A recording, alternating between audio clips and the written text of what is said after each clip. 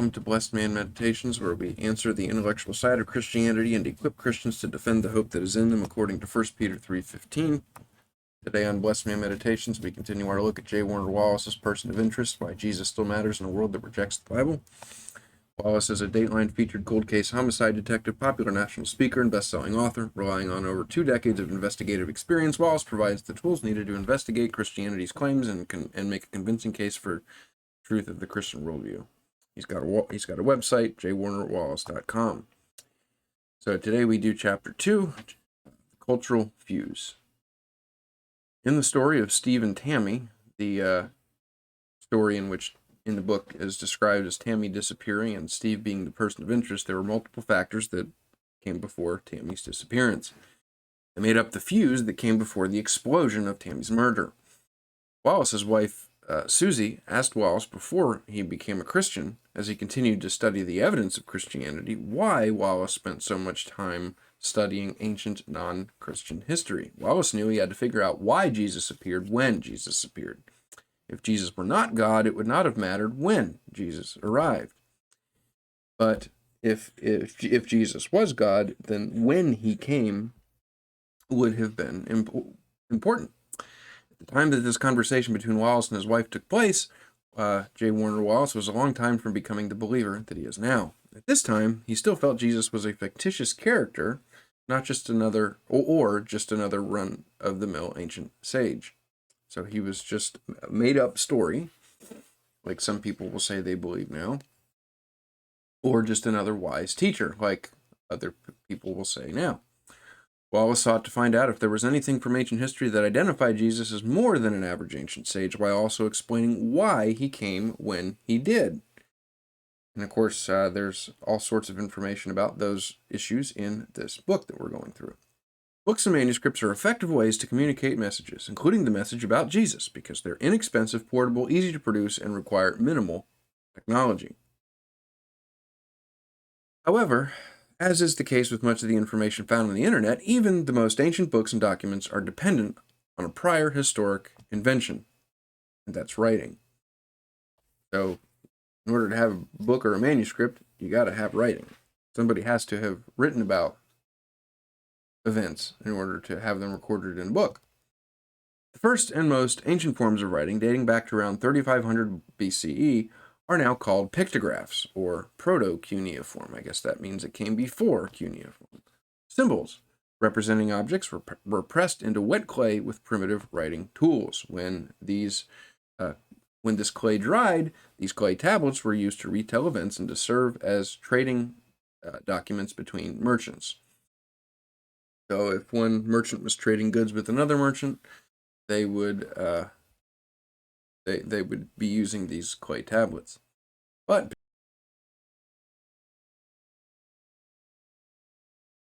pictographs were limited. They could describe only simple topics that could be easily communicated with visual symbols. Had Jesus arrived at this point in history where the pictographs were in use with complex concepts involving Jesus' nature and Jesus' teaching, would have been impossible to communicate in writing. So the fact that he came when he did, when there was an actual language, meant that communicating about him was much more efficient. Worse yet, the clay tablets would have been incredibly fragile given the nature of clay. Yes, if somebody dropped them, they could have shattered and would have been easily destroyed. But the parchments that the New Testament scrolls were written on, or the papyrus that the New Testament scrolls were written on, were not as fragile, evidently. But another advance in writing technology would solve at least one of these problems. By 3000 BCE, the development of simplified cuneiforms allowed writers to communicate concepts by adding phonograms, which are symbols for vowels and syllables, to communicate to the communication palette. This allowed writers to better express themselves, but their surfaces, their clay tablets, were still fragile and were still temporary. They could easily break. That all changed when the ancients began using papyrus. Yes, papyrus. This was what the ancient writing was done on. The ancient writing that followed the clay tablets was done on. So here's the picture in the book that describes the invention or the evolution of how writing came to be. So he started with the pictograph. 500 years went by, then the cuneiform came, and then shortly thereafter the papyrus came, and then a little bit later on, instead of using symbols, they graduated to letters. And the Egyptians can be credited with this communication advance, as they were the first to use papyrus, which is a writing material made from a reed that grows around the Nile River. Around the same time that cuneiform writing emerged, Egyptians began pressing strips of papyrus at right angles, and this naturally bonding material, once it was exported, became the most popular writing material of the ancient Greek and Roman world. So papyrus was how the ancient Greeks and ancient Romans recorded their history. Papyrus, unlike clay tablets, could travel safely. It wasn't as fragile, it couldn't shatter.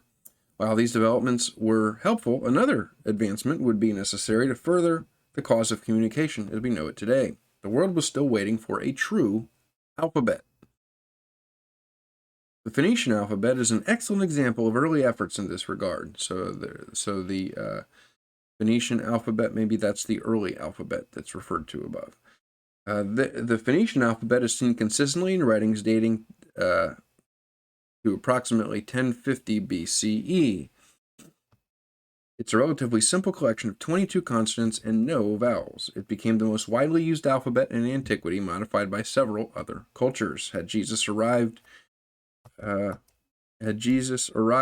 the Phoenician alphabet, with the advent of the Phoenician alphabet, even with the advances in writing technology, it still would have been difficult to communicate the truth about Jesus across the known world, because the Phoenician alphabet wasn't as developed yet. While the Phoenician alphabet was well established, most humans on the planet didn't use the Phoenician alphabet, so they wouldn't have understood the message about Jesus had he came when the Phoenician alphabet was in use. But other alphabets were on the way and would follow the Phoenician alphabet. By 800 BCE, the Greeks, for example, added vowels to make their 27-letter version of the alphabet, and for the first time, the differences between words like sad, said, and sod were clearly understood thanks to the advent of the Greek alphabet. About 100 years later, in 700 BCE, the Etruscans, if you keep following along and look at the picture above, you can see on the timeline there that this unfolding in that order. The Etruscan alphabet came after the Greek alphabet, and the Etruscans lived where Tuscany, Italy is today. The Etruscans adopted and modified the Greek alphabet, changing the shape of several letters. While the Romans conquered the Etruscans, they embraced the Etruscan alphabet. By 100 BC, it became the alphabet of the empire, and it followed the Romans to every region they conquered. The Latin alphabet's direct descendant of the Etruscan alphabet. The Latin alphabet came from the Etruscan alphabet. As the Roman Empire conquered the most expansive region of civilization, it also taught the world how to read and write using this alphabet. Romans exported another important communication tool in addition to an alphabet. The Romans exported the Greek language to go along with the alphabet. Even though the Romans had conquered much of the region, the linguistic legacy of the Greeks still overshadowed the culture. So the Romans, despite their military prowess, kept the Greek language around. A common form of this language, known as Koine Greek, which was the common language of the day in which from which much of the New Testament was written, Koine Greek dominated trade and civic interactions throughout the empire. Even the Jews used it to speak to the Gentiles. Only at this point in history, once the Roman Empire had adopted the Etruscan modified Greek alphabet, embraced Koine Greek as a common language, and adopted the use of papyrus, the Roman Empire could allow the message of Jesus to be effectively communicated with a shared language and letters. So the Roman Empire utilized the Greek language, the common Koine Greek language of the day, and that allowed in the roads and that allowed Jesus' message to spread across the Roman Empire. Had Jesus arrived prior to 100 BC, this would not have been possible because of the Jesus' message would not have been so widely spread because of the lack of language had he arrived prior to 100 BCE. Writing a language alone did not allow the personal message of Jesus to change the world. An even more forceful strand of the fuse was critical. This one required the growth of an empire. So now we're going to talk about the influence of the Roman Empire. The Roman Empire began, according to legend, when Romulus and Remus, the twin sons of the war god Mars, defeated the king of Alba Longa and founded Rome in 753 BCE. Initially a monarchy, Rome became a republic in 509 BCE after its seventh king, an allegedly cruel tyrant named Lucius Tarquinius Superbus, was overthrown in an uprising. Still only a city-state, Rome did not control the entire Italian peninsula until 264 BCE. Had Jesus appeared around 264 BCE, Jesus' life and message as he lived and traveled in what is now Israel would have been confined to the obscure language and government of the Jewish region. But because he came later, his message was able to spread. But the growth of the Roman Empire would soon change that. By 149 BCE, after 2 wars with the powerful city-state of Carthage, Rome also controlled Sicily, the western Mediterranean, and a large portion of Spain. By 146 BCE, Rome conquered Carthage and as a result controlled a portion of northern Africa. Rome also defeated King Philip V of Macedonia and possessed what is known today as Greece, North Macedonia, Bulgaria, Albania, Serbia, and Kosovo. In the years that followed, consuls ruled the empire, setting the stage for several power struggles and murderous political dramas.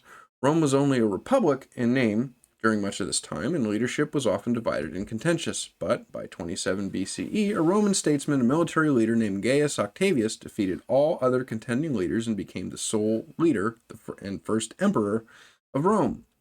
He assumed the title of Augustus Caesar. Gaius Octavius assumed the title of Augustus Caesar. Okay. Augustus Caesar dramatically enlarged the empire, capturing Egypt and regions around the Mediterranean.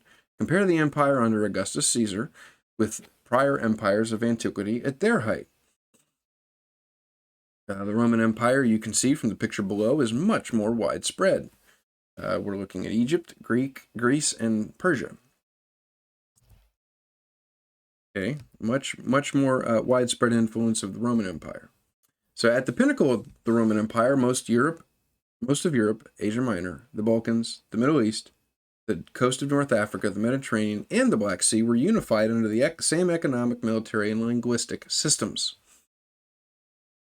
So here's what we're just talking about. Rome was founded, Rome becomes a republic, and Rome takes control. Had Jesus arrived on the scene prior to 27 BCE, his impact on the known world would have been much smaller and more difficult to advance, especially beyond the boundaries of the empires that preceded Rome. The size of the Roman Empire allowed Jesus' teaching to spread within its expansive borders, but it was also the power of the empire that allowed the message of Jesus to be heard. Prior to Augustus' rule, peace was rare among ancient warring nations. In fact, the history of antiquity is cluttered with power struggles and tales of bloodshed. Starting as early as 3250 BCE, people groups had declared and waged war on one another with startling regularity. Few ancient groups were immune from the hostilities. Egyptians, North Africans, Akkadians, Sumerians, Persians, Babylonians, Hittites, Kassites, Assyrians, Jews, Greeks, and Romans repeatedly engaged in brutal warfare.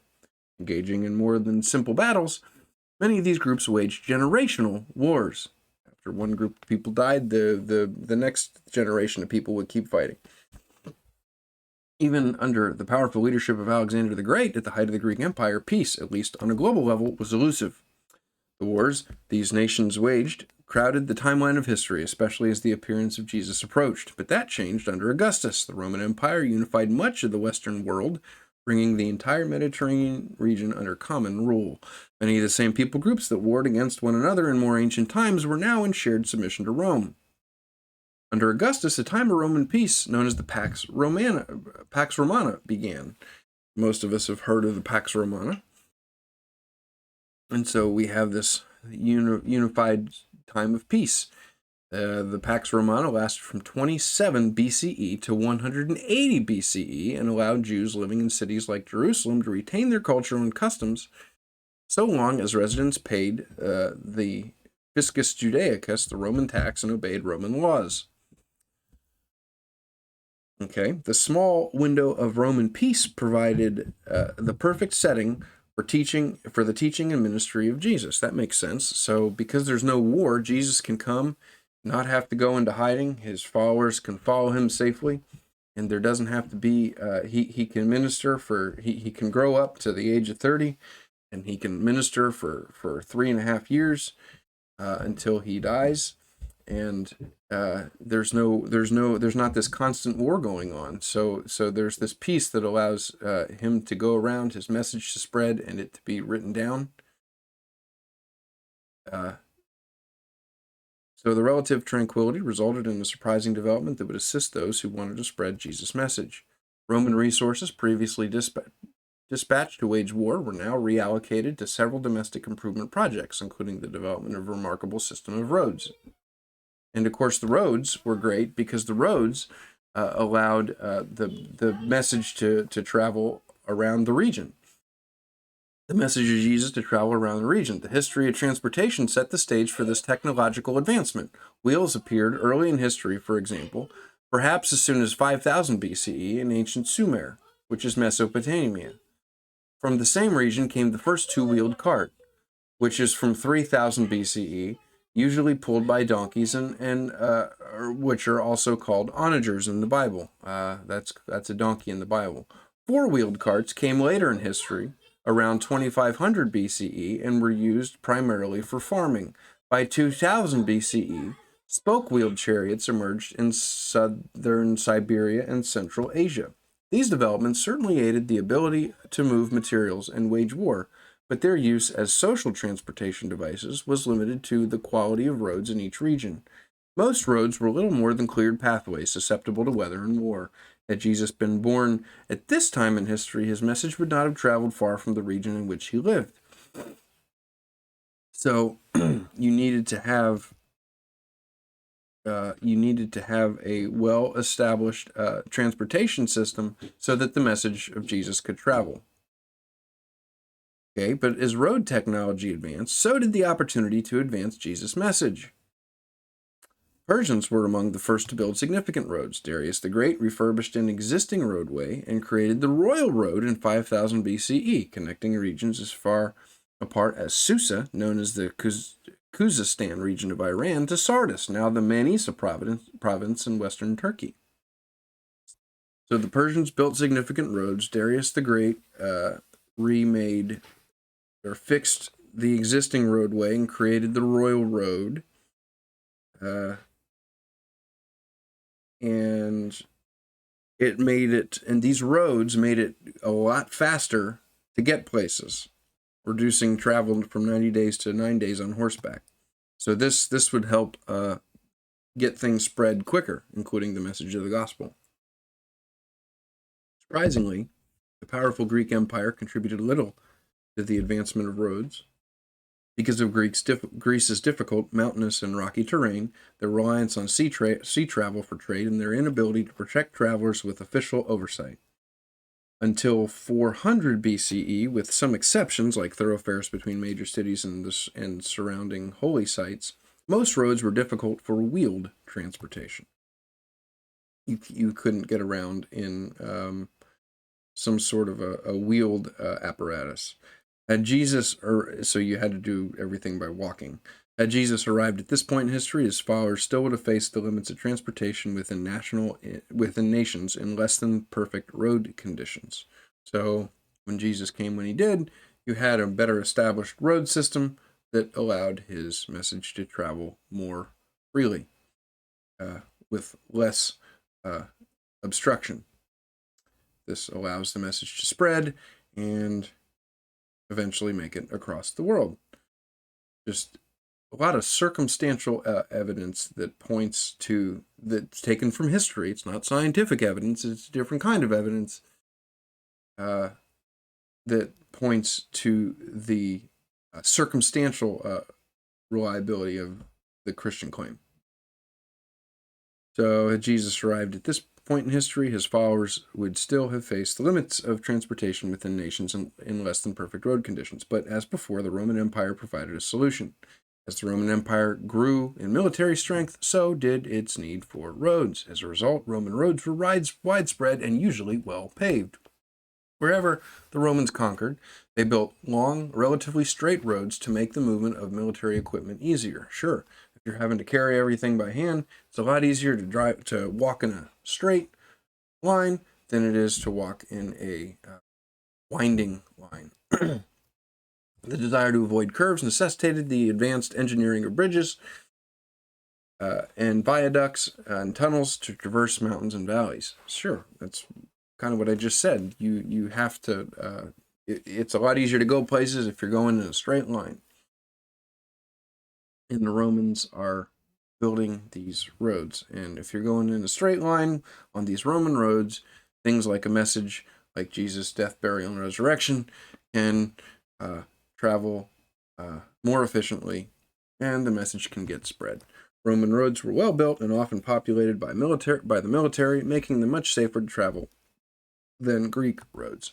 Spanning nearly 250,000 miles, the Roman roads were a strong symbol of Rome's power, connecting diverse subcultures within the empire. Construction of probably the most famous of Roman roads, the Appian Way, was started in 312 BCE. Called by the Romans the Queen of the Roads, the Appian Way set the standard for the many famous roads the Romans would build leading up to the lifetime of Jesus. So the Appian Way was the beginning of the roads that would eventually be around when Jesus came. The Romans weren't the only ones contributing to the advancement of transportation. By 130 BCE, the Silk Road, also called Silk Routes, was formally opened for travel by the Han Dynasty of China. This ancient network of connected trade routes would be used to facilitate trade between the East and West for many centuries. The Silk Routes, or the Silk Road, would be used for trade and would be around for a while. So as the Romans built the infrastructure of secondary roads and perfected the engineering of bridges and tunnels by 100 BCE, around 100 years before Jesus came, the stage was set for the peacetime expansion of the Roman highway system that occurred as Jesus' followers began to share his message and ministry. So these Roman roads made the sharing of Jesus' message and ministry more efficient. At this point in history, early in the 1st century, the Roman Empire had unified and refurbished the road systems of conquered nations, connecting to various systems into a network of roads that spanned the empire from Britain to Syria. So see, when people say there's no evidence for God, there's no evidence for Jesus in particular, they fail to take all of these little bits and pieces, because all of these things, like the building of the road that we're discussing here, and the things that have been previously discussed on other videos in this channel, and have been and will be discussed when going through this book, if you take all the small pieces and put them together, there's a lot of circumstantial evidence. It's like a ball of snow that's going down a hill. It starts very small, and as it rolls down the hill, it gets bigger and bigger and bigger and bigger, and before you know it, it becomes overwhelming. The pile of evidence that points to the Christian faith is like that ball of snow. If you take it by itself, it seems small and insignificant, but as you let it compact and combine, it forms an overwhelming, irresistible mountain of evidence that points so strongly to this being true when taken together that it takes a lot of intentional effort to reject it. And there are people that do, and it's sad, but we can pray for them and pray that they will humble themselves and repent and believe the gospel. At this point in history, earlier in the 1st century, Roman Empire had unified and refurbished the road systems of conquered nations, connecting the various systems into a network of roads that spanned the empire from Britain to Syria. This network provided a new opportunity to trade and share ideas, even ideas about Jesus, and did so largely by laying the groundwork for another important development. For much of ancient history, the only way to communicate a message was face-to-face for spoken words and hand-to-hand for written documents, until, of course, the invention of postal services, which we, of course, know what those are now in the modern world. According to historical references, the ancient Egyptians may have had a postal service of sorts as early as 2000 BC, but the Persians are typically credited with the first true mail carriers. From around 1700 BC, the ancient Persian kings needed a way to communicate their decisions, and their relatively primitive courier systems later under leadership of King Cyrus the Great in 550 BCE and King Darius I in 521 BCE became a network of roads and couriers connecting what is now western Iran to western Burma. In China, a system for delivering mail emerged early during the Zhou dynasty, but this system was limited regionally and was used primarily by the government to deliver official mail. So now we have a way of delivering letters. Okay? New Testament was letters. In a similar way, India, during the Mauryan Empire, developed a mail system to transmit political and military intelligence. Greece, during the Hellenistic period, developed a system like other ancient empires, but relied heavily on private couriers. If Jesus had appeared during the period of history in which these empires reigned, none of these systems would have benefited him or his followers beyond the limited regions each nation occupied. Once again, Rome would provide a more sophisticated solution.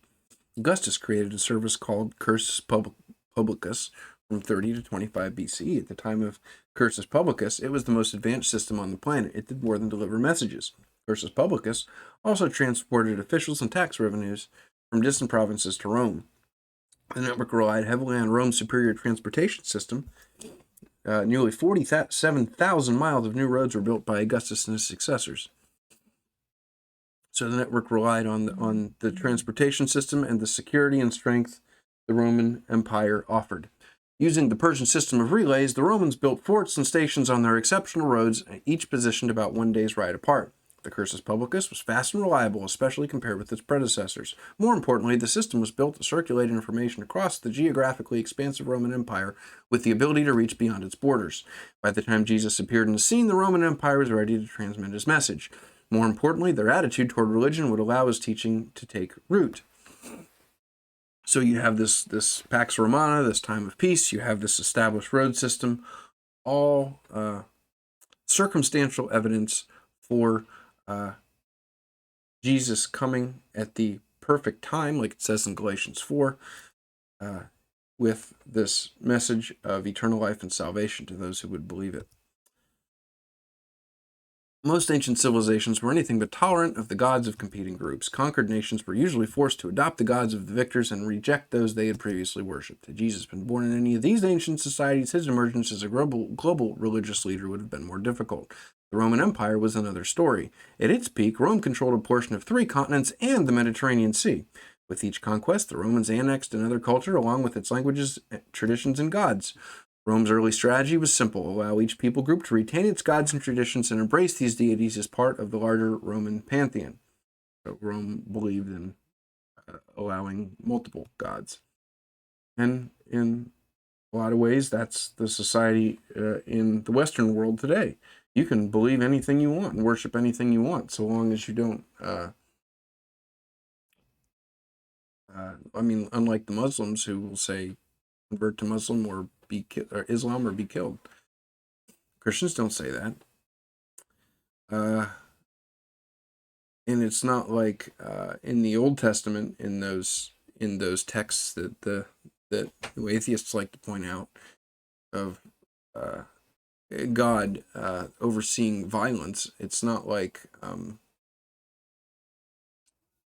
there were reasons for that, and those are discussed in Paul Copan's book, Is God a Moral Monster? And I've gone through that on this channel. So if you have questions and objections about those things, refer to those videos.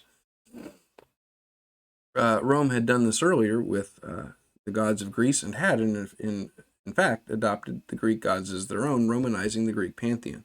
This effort to tolerate the gods of conquered nations served the Roman Empire well in most cases. Annexed regions were encouraged to worship their own gods, and Rome even built temples and facilitated animal sacrifices to the gods of captured groups. All they expected in return was for the annexed groups to submit to Roman authority and to make offerings, however nominal, to the Roman gods. But this requirement was not acceptable to Jewish believers within the empire. The Jews were monotheistic and refused to make offerings or take part in Roman religious festivals. So yeah, the Jews would not want to embrace the polytheism because their whole culture was predicated on the worship of the one true God.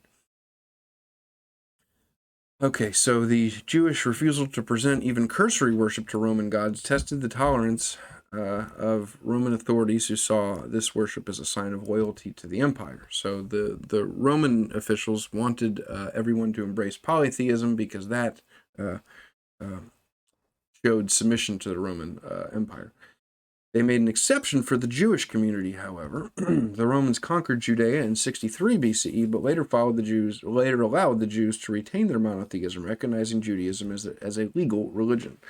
The Romans allowed the Jews to coexist among the conquered groups of people, even though they would not worship the Roman gods. Rome tolerated Judaism, even if it didn't trust Judaism.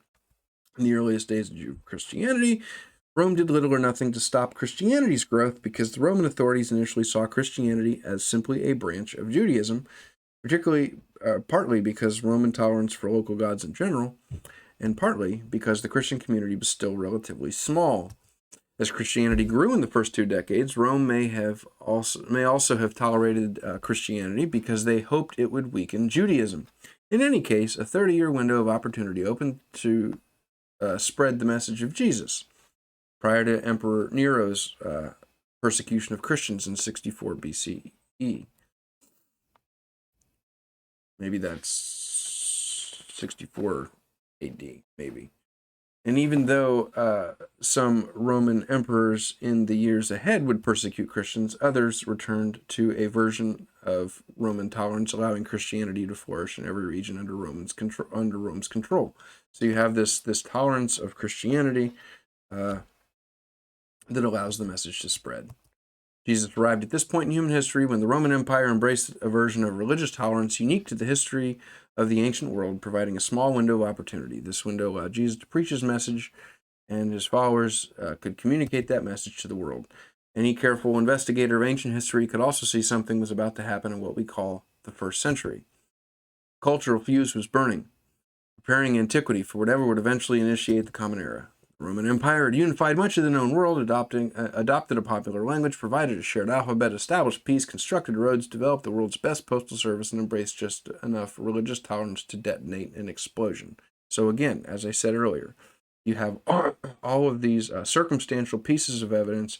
When taken together, they provide a growing snowball, like I said earlier, that allows the explosion of Jesus to come and the gospel to come and take root, and it hasn't left because it's still here, and it still is God's message of love to those who will accept it.